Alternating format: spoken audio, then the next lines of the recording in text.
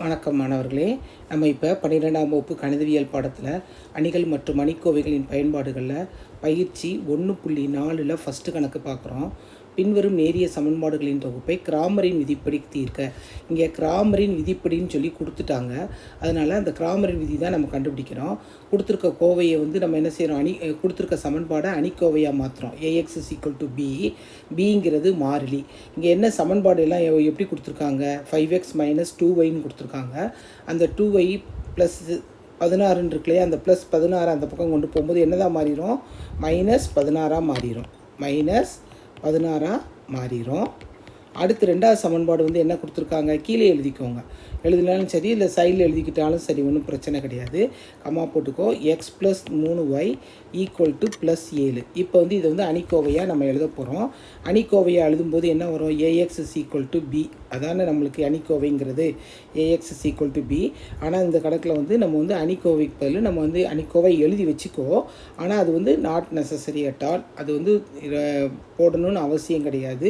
இருந்தாலும் நீ எழுதிக்கோ. நம்ம எப்பயும் செய்கிற மாதிரியே AX = B.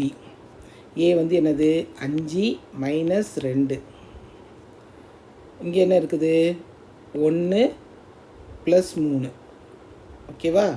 அடுத்து என்ன இருக்குது, X Y. அடுத்து நெக்ஸ்ட்டு என்ன இருக்குது, B -16 7. இப்போ நம்ம இந்த AX தான் mod A தான் கண்டுபிடிக்க போகிறோம். mod Aங்கிறது என்னதுன்னா டெல்டா. mod Aங்கிறது என்னது, டெல்டா. இப்போ இந்த டெல்டா வச்சு தான் நம்ம எல்லாமே பண்ண போகிறோம். சரி, இப்போ டெல்டா வச்சு பண்ணும்போது என்ன வரும் நம்மளுக்கு, டெல்டாங்கும்போது (5 - 2 1 3). ஓகேவா. சரி, இப்போ இது செய்யும்போது நம்மளுக்கு என்ன வருது, 15 + 2 அப்படா 17. 17 ஒரு நம்பர், இது நாட் ஈக்குவல் டு 0. அடுத்து டெல்டா எக்ஸ். டெல்டா எக்ஸ்னால் அந்த ஃபஸ்ட்டு நிறை இருக்கு இல்லையா, அந்த இதில் நம்ம என்ன பண்ணுறோம்னா நிரல் ஃபஸ்ட்டு நிரலில் நம்ம அந்த மாறியோடைய மதிப்பை எழுதுகிறோம். என்ன இருக்குது, -16 7. அந்த -2 3 அப்படி வச்சுக்குவோம். ஓகேவா. இது என்னது, டெல்டா எக்ஸுன்னு அர்த்தம். Delta X. இதுக்கு மதிப்பு கண்டுபிடிங்க. என்ன வரும், -48 -(-) ரெண்டையும் செஞ்சோம்னா -34. அடுத்து என்ன கண்டுபிடிக்க போகிறோம், டெல்டா ஒய். டெல்டா ஒய்னா என்னது, ரெண்டாவதுல உள்ளது. ஃபஸ்ட்டு நிரலை அப்படி வச்சுக்கோங்க. ரெண்டாவது நிரலில் அந்த மதிப்பை மாற்றிக்கோ. 7. அப்புறம் 35 + 16 51.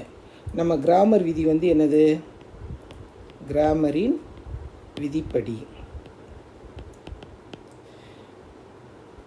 x = delta x by delta. இதான் ஃபார்முலாவே. இதான் ரொம்ப எளிமையாக இருக்கலாமா.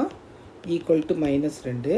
அடுத்து y = delta y by delta போட்டுட்டேன்னா 51/17 = 3. Therefore x = -2, y = 3.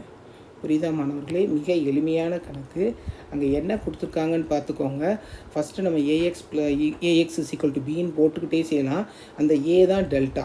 அந்த A தான் என்னது, mod A தான் டெல்டான்னு எடுத்து செஞ்சோம்னா கணக்கு எளிமையாக வரும்.